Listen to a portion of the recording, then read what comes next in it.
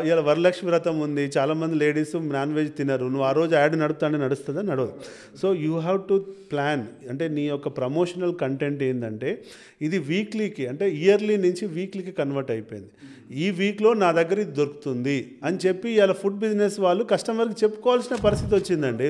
ఒకప్పుడు ఒక standard menu తయారు చేశాను, 1 year 365 days ఇదే అంటే నడిచేది. ఇప్పుడు నడవట్లేదు. మీరు వెళ్ళి చూడండి, చాలామంది డిజిటల్ మార్కెటింగ్ కంపెనీలు చేస్తుంది ఏంటంటే ఈ వీక్లో వాళ్ళ యొక్క సీజనల్ బిజినెస్ పరంగా ఏం చేయాలో చెఫ్ని అడిగి ఆ కంటెంటే తయారు చేసి ఇండెక్స్ చేస్తున్నారు. ఓకే, అర్థమైందండి.